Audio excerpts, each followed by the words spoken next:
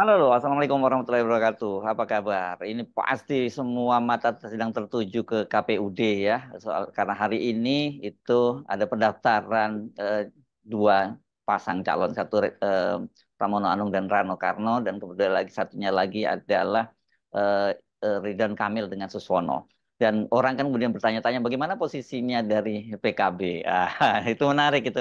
Oke, saya ajak Anda untuk berbincang dengan eh, juru bicaranya Gus Dur ya, Adi Masardi. Ini berkaitan dengan situasi terbaru. Assalamualaikum Mas Adi. Waalaikumsalam warahmatullahi wabarakatuh, Bung Hersuk. Waalaikumsalam. Jadi bayangkan Mas Adi ya, orang tadinya mengira kalau apa em, muktamar PKB lancar, kemudian Muhaimin bisa terpilih lagi, itu situasi bakal aman gitu. Ternyata nggak juga. Padahal sebenarnya sekarang bukan hanya Muhaimin yang jadi ketuanya, tapi Dewan Syuronya itu wakil presiden, ya Ma'ruf Amin. Tapi ternyata tetap Ya, kudeta akan berlanjut dan kemudian sekarang Lukman Edi langsung kelihatannya operator yang digunakan di lapangan karena dia sudah mengirim surat agar Kemenkumham itu menolak mengesahkan pengurusannya Muhaimin dan Kiai Ma'ruf itu. ya, saya kemarin itu kan kebetulan sama Henry Satrio dan beberapa teman lain di situ datang ke Hmm. ikut muktamar di Bali Oh, sebagai datang ke sana ya? pengamat, Hmm. datang ke sana Hmm. sebagai pengamat yang tidak independen. Apa maksudnya ini? Pengamat yang tidak independen. Tidak independen karena hari ini, sekarang ini kan persoalannya bukan independen tidak independen. Ketika persoalannya menjadi hitam dan putih, Ah, independensi itu menjadi dosa. iya iya Kita betul harus betul. berpihak kepada yang benar. Tidak boleh Betul. kita netral. Ya, Nah itu netral. sebabnya Tapi apa nggak boleh netral, tapi independen tetap ya. nggak boleh. Oh, ya ya oke. Ya, jadi kita eh, pengamat yang tidak netral, jadi kita Hmm. berpihak kepada yang benar. Mhm. Ya ya Nah, ya. yang menarik itu, Bung Herzog, PKB itu muktamar itu tanggal 24 dan 25. Mhm. Mhm. Sehingga semua persoalan itu menjadi relatif lebih lebih enteng bagi PKB karena Mhm. sejak tanggal 22 Agustus itu Mhm. terjadi perubahan fundamental di masyarakat kita. Mhm. Tiba-tiba ada kesadaran akal sehat di masyarakat, kemudian melakukan perlawanan Mhm. yang kemudian menggentarkan eh, sarang sang raja Mhm. Mhm. Mhm. yang Ya ya kemarin ya. kan demo mahasiswa dan masyarakat itu kan sehingga situasi berbalik. Mhm. Nah, kemudian besoknya kan Pak Prabowo juga mengatakan ini ada orang, ada pihak yang haus kekuasaan menghalalkan segala cara, penindasan dan lain-lain. Nah, sehingga angin segar ini masuk ke dalam ruang sidang di PKB, Iya ada ya. muncul keberanian bahwa Wind of ada change lah perlawanan ini ya, rakyat. kira-kira ya begitu ya. Betul, Iya ya. Hmm. betul. Nah, sehingga eh, kelihatan sekali dari situ bahwa PBNU yang selama ini against PKB itu memang bagian dari istana. Karena PBNU kan petinggi-petingginya kan bolak-balik ke istana, ngomongnya urusan tambang. Nah, beberapa kiai yang saya temui di muktamar di Bali itu mengatakan bahwa Mas itu bukan hanya soal tambang, tapi ini soal dukung-mendukung. Nah, saya mendengar juga desas-desus bahwa ketika kemarin itu mahasiswa dan masyarakat rakyat bergerak menentang eh, ambisi dinasti yang memporak-porandakan konstitusi itu PBNU diminta untuk mendukung juga mendukung kekuasaan, tetapi mereka kan kehilangan landasan moral untuk mendukung itu karena rakyat tidak suka kepada rezim ini. Nah, sehingga eh, gerakan dari eh, PBNU itu untuk against PKB itu menjadi kehilangan landasan moral, apalagi kemudian pada acara pemilihan itu terpilih eh, Kiai Ma'ruf Amin. Nah, Kiai Ma'ruf ini salah satu dari 5 tokoh NU yang menginisiasi Partai Kebangkitan Bangsa. Dan beliau juga menjadi Ketua Dewan Suro pertama yang tahu betul apa yang harus dilakukan oleh PKB. Nah, tapi jauh sebelum itu, dulu itu saya pernah mendapat cerita dari Gus Dur bahwa PKB ini eh, proyek program dari langit. Dan beliau kemudian bercerita salah satunya adalah Kiai Mustolih Badawi dari pesantren Kesugihan Cilacap yang datang ke Gus Dur mengisyaratkan bahwa Gus nanti sampai jadi presiden syaratnya harus bikin partai politik, NU harus punya partai politik. Nah, kemudian kan beberapa kiai juga mendapat isyarat yang sama. Jadi ini yang menarik ini PKB ini produk reformasi yang masih bisa kita bicarakan dengan enak hari ini. Sementara produk reformasi yang lain kan berantakan tuh. Nah, kemudian saya percaya bahwa PKB ini memang kiriman langit, sehingga kalau terjadi apa-apa, langit akan mengirim pengawalnya untuk menyelamatkan PKB. Dan dari beberapa kasus itu yang kita lihat, misalnya waktu awal-awal ada konflik dengan Matori, Matori ada di kekuasaan situ, harusnya kan selesai nih, PKB bisa bisa habis. Kemudian ada konflik lagi. Nah, tapi setiap konflik itu selalu ada penyelamat yang ajaib. Nah, feeling saya ini memang kiriman dari langit. Tiba-tiba Kiai Maruf Amin yang masih posisi wakil presiden dan sudah sepuh juga mau istirahat, tiba-tiba didaulat oleh para kiai untuk menjadi Dewan Syuro PKB yang sekarang ini di Muktamar Bali. Kemudian dia bersedia juga, sehingga dengan demikian maka eh, gerakan-gerakan dari kiai-kiai yang dikoordinasi di PBNU itu menjadi mentah dengan sendirinya, jadi kehilangan landasan moral, sehingga eh, cara-cara fisik itu yang tidak lumrah di dalam kultur NU itu menjadi kehilangan nalar. Nah, karena dalam sejarahnya NU itu bisa konflik tapi tidak pernah mengeluarkan kekuatan fisik seperti Banser dan lain-lain itu menyerbu secara fisik. Nah, kalau memang alasannya, saya ngobrol sama kiai-kiai di waktu di Bali itu. Kalau memang alasannya PKB menyimpang dari tradisi NU, saya bilang harusnya kan PBNU mencari cara mendidik seperti yang dilakukan oleh Rasulullah soal uswatun hasanah itu. Mendidik dengan tata cara yang baik, dengan percontohan. Misalnya kalau tuduhannya Muhammad itu otoriter, apakah PBNU sudah tidak otoriter? Kalau misalnya Rois Am itu penting didengarkan, apakah PBNU sudah mendengarkan Rois Amnya? Nah, jadi kalau organisasinya PBNU juga melakukan apa yang harus dilakukan oleh PKB, kan harus dilakukan lebih dulu. Nah, kemudian ada Kiai uh, Marsudi Suhud itu bilang, nah, sampean ini bukan Kiai, ngasih tahu mulia ini Kiai. Ini orang sekuler nguliahin Kiai ya baru Adi Mas Ardi ini untuk menjalankan seperti yang dilakukan oleh Rasulullah. Nah, kemudian ada cara-cara, ternyata ini belum selesai. Kemudian ada cara lewat administrasi soal menggugat apa namanya lewat kesahihan muktamar.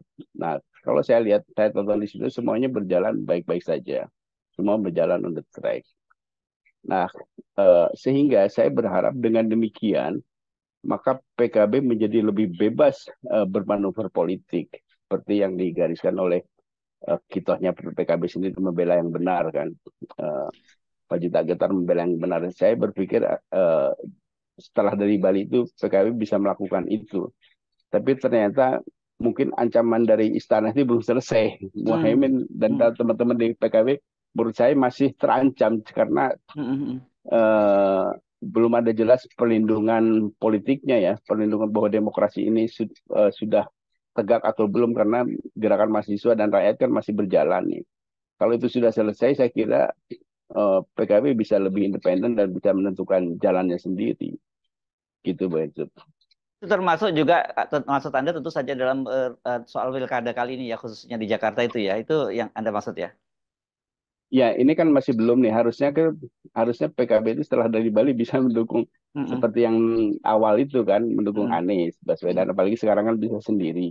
Mm-mm. Nah, tetapi dengan ada manuver-manuver di menggunakan instrumen negara itu yang masih bisa diintervensi oleh kekuasaan, memang masih riskan menurut saya. eh, Ya pada akhirnya sih kita harus memilih, kalau tidak bisa semuanya jangan tinggalkan semuanya kan, kira-kira begitu. Jadi penyelamatan institusi jauh lebih penting dibandingkan untuk sok jago menentang melawan kekuasaan yang lebih besar. Jadi Ya, introspeksi itu juga penting. Nah, ini ya. juga harusnya, kalau saya yakin Anies sudah paham soal ini. Jadi memang Mm-mm. ada tekanan berat karena ini belum final itu. Ya. Nah, harus eh, saya kemarin itu contohnya misalnya kayak Prabowo itu kan sebelum waktu itu saya tanya Mohaimin, Prabowo akan datang ya, akan hadir, ya, udah siap, semuanya udah siap juga, utusannya juga sudah siap, tapi pas hari hanya, pas jamnya itu ternyata beliau kata Mohaimin masuk angin. Nah, jadi Pengertian tetap. masuk angin ini macam-macam loh. Ya, dalam artian harfiah atau artian yang yang lain ya kan gitu. Nah, kata ajudannya emang gak enak badan kan, berarti kalau gak enak badan ya masuk angin. Nah, tapi secara umum sih relatif menurut saya setelah angin segar dari mahasiswa, dari gerakan mahasiswa dari masyarakat ini, eh, PKB bisa lebih tough lah. Hmm. Mudah-mudahan begitu. Ya. Makanya kemarin itu kayak di dalam satu talkshow di Bali itu Henry Satrio, Hmm. sahabat kita, Hmm. pengamat politik yang supaya periset juga mengatakan Paduka sudahlah berhentilah Hmm. Hmm. tahu semakin otak-atik partai orang.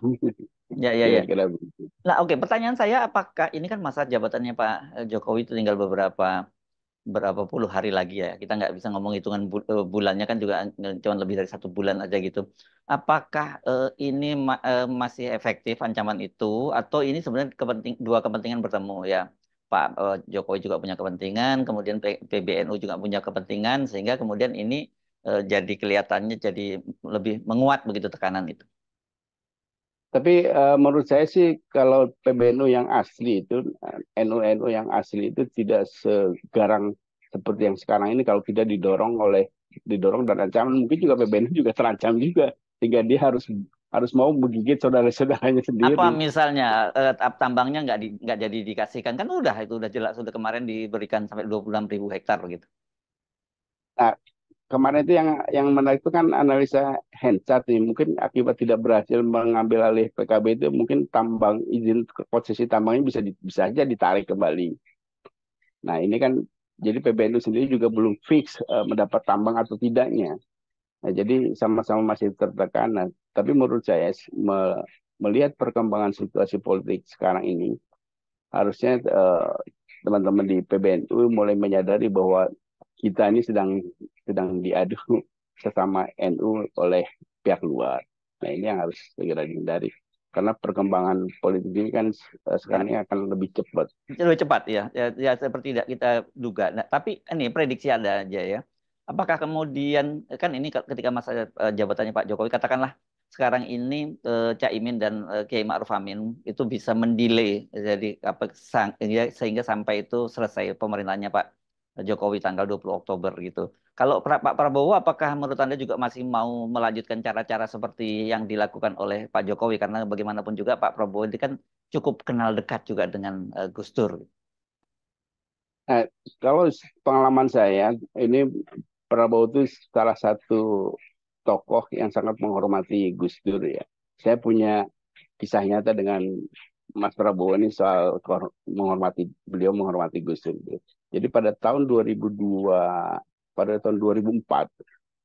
itu saya kan mengkoordinasi partai-partai gubernur non parlemen itu dapat sekitar 17% suara, jadi tinggal 3% lagi untuk mencalonkan diri. Kemudian teman-teman memintalah Prabowo untuk maju lewat koalisi partai non parlemen ini. Nah, Pak Prabowo bilang kalau Gus Dur merestui saya mau. Nah, kemudian kita setting lah bertemu dengan Gus Dur di Keramat itu. Nah, ternyata waktu itu pikiran kami kan Gus Dur itu kalau ada orang minta restu kan pasti direstui nih. Jadi kita nggak setting dulu Gus Dur, begitu Pak Prabowo ketemu Gus Dur nasihati, udah Mas Prabowo sampean nggak usah maju dulu, sampean bisnis saja dulu. Nah, itu habis itu Prabowo nggak mau lagi dikontak. Dia bilang Gus Dur nggak setuju, saya nggak mau. Nah, jadi dia sangat menghormati pandangan Gus Dur itu. Dan eh, kalau kita lihat ketika ada mulai awal-awal gegeran antara PBNU dan PKB, Pak Prabowo kan langsung ke Raden Saleh, ke kantor PKB untuk menyatakan bahwa dia lebih mendukung PKB dibandingkan dengan PBNU yang mau mengambil alih. Nah, tetapi berbeda dengan eh, Presiden ya Joko Widodo. Dia melihat, saya mendengar bahwa kenapa Istana lebih senang kepada PBNU dibandingkan PKB, karena ada penjelasan juga bahwa PBNU kan dulu membantu kita di Pilpres itu, sedangkan PKB enggak. Jadi uh, alasannya kan karena sungkan kepada PBNU yang membantu mereka di Pilpres itu sehingga Pilpres mereka sekarang ini ya, Pilpres 2024 ya. Karena kalau sebelumnya betul kan ya 2019 kan PKB bersama dengan Pak Jokowi kan. ya NU-nya iya betul. Nanti yang kemarin itu jadi uh, ada juga sinyalemen seperti itu. Nah, menurut saya kan ini tidak fair lah, kan Pilpres yang lalu dan antara PBNU dengan PKB kan entitas yang berbeda. Ini ormas keagamaan, sedangkan PKB ini partai politik, harusnya bisa membedakan persoalannya. Tapi begini Bu Rejup, kita kan paham kekuasaan. Kekuasaan itu meskipun dalam keadaan sekarat dia masih bisa ngerjain kita. Jangan salah. Jadi kekuasaan itu masih masih sangat sampai ketika dia berhenti baru selesai. Jadi masih kalau masih dalam keadaan sekarat pun mereka bisa melakukan ancaman-ancaman. Hmm. Itu Ya, ya. itu kekuasaan. Nah itu sebabnya saya setuju dengan teman-teman di PKB yang lebih memilih mencoba jalan moderat dulu. Yang penting eh, partai ini selamat selamat terjaga sampai ke pemerintahan selanjutnya. Nah, yang ingin saya sampaikan itu sebetulnya kepada teman-teman di partai-partai politik yang juga merasa terancam oleh hal yang sama dan juga termasuk Pak Prabowo misalnya yang bisa mewarisi instabilitas. Harusnya kan ada kesadaran di teman-teman di partai itu untuk menjalankan sidang MPR yang dipercepat. Artinya kita tidak mengimpeach Jokowi, tetapi mempercepat pelantikan kan itu lebih bijaksana. Sehingga kita bisa menyelesaikan persoalan ke depan itu dengan lebih elegan, lebih baik, tanpa menimbulkan persoalan politik yang bikin situasi ricuh. Jadi saran saya sih kalau teman-teman partai itu memahami ini, lebih baik mempercepat pelantikan. Hmm. Karena ini lebih hemat energi, karena bangsa ini kan Hmm. dalam keadaan porak-poranda perlu penyelesaian lebih cepat. Hmm. Ya, oke. Jadi menurut Anda ini seperti apa kira-kira endingnya? Apakah kalau kemudian PKB ini masih bisa diselamatkan sampai akhir masa jabatannya Pak Jokowi gitu, kemudian kok ini mungkin ancaman dari PBNU tidak akan sekeras seperti sekarang dan mungkin saja mereka juga melupakan ambisinya untuk men-take over PKB ini gitu. Ya pertama kalau dari PBNU saya yakin dengan hadirnya Kiai Maruf Amin di situ Mm-mm. yang jelas dia paham betul apa yang harus dilakukan oleh PKB dan juga paham betul bahwa apa yang harus dilakukan oleh PBNU. Yang PBNU itu kan didirikan oleh Kiai NU, tapi kan bukan untuk Nahdien saja, tapi untuk bangsa Indonesia. PBNU itu dibangun untuk bangsa Indonesia. PKB juga demikian. Nah, kalau kemudian makin menyempit lagi kan itu kemunduran. Nah, apalagi dengan hadirnya Kiai Maruf Amin di situ kan sekarang ini menjadi salah satu tokoh NU yang disegani oleh ulama-ulama NU yang lain. Menurut saya sih kalau dengan konflik dengan PBNU sih akan selesai dengan sendirinya karena dengan hadirnya Kiai Maruf Amin itu landasan moral yang selama ini didengung-dengungan oleh PBNU menjadi kehilangan landasan moralnya, kehilangan legitimasi moralnya. Nah, tinggal yang cara administrasi yang dilakukan oleh teman-teman ex PKB ya, itu juga menurut saya sih eh, eh, pasti tidak akan sekuat kalau sebelum ada gerakan 22 Agustus kemarin. Nah, sekarang ini kayak Menkumham juga mungkin nggak berani lah pasang badan untuk itu melawan kehendak rakyat. Karena sekarang ini kan apapun yang dilakukan oleh istana itu kan sudah jadi tontonan masyarakat, tontonan rakyat. Dan makin kalau ini dipaksakan terus, ya bukan mustahil civil society juga akan membackup PKB secara keseluruhan. Jadi melengkapi kerusakan yang konstitusi yang dilakukan oleh istana hari ini. Dan ini akan sangat berbahaya menurut saya. Ya, jadi prediksi Anda ini ya kira-kira cawe-cawe istana itu masih akan tetap bisa sampai sampai penentuan di pilkadanya ya, saya kira ya. Ini sampai penentuan calon-calon, tapi ini pun sudah tanda-tandanya sudah mulai semakin melemah ya. Uh, Campur tangan akan tetap ada, tetapi saya yakin ya seberani-beraninya orang melihat rakyat sudah bergerak terus-menerus setiap Hmm. hari minta pelaksanaan pengadilan Hmm. uh, presiden ini juga ya akan menggentarkan juga lah, apalagi kita paham bahwa Joko Widodo ini kan secara kekuatan itu tidak memiliki dukungan yang masif, dan dia tidak punya partai politik, dia bukan tentara, dia kira-kira di dunia politik ini kan sebatang kara lah, Hmm. karena sudah makin dekat masa peralihan ini, Hmm. orang juga biasanya yang dalam struktur ya, contoh misalnya pengalaman saya dulu ketika menjelang Gus Dur di impeach, tentara dan polisi itu sudah mulai tidak menganggap. Ah. Dan karena mereka juga mereka kan akan bertahan terus, mereka seumur hidup ada di situ sampai pensiun. Nah, jadi kalau mengikuti perintah orang yang mau selesai kedudukannya, saya kira sih agak mustahil lah mereka mengikuti. Nah, itulah sebabnya kemarin, terutama di TNI ya. Ya. Di TNI kan kemarin kita lihat misalnya dalam menghadapi aksi-aksi itu dan juga dukungan TNI Polri di Bali dalam melindungi, mengamankan Hmm.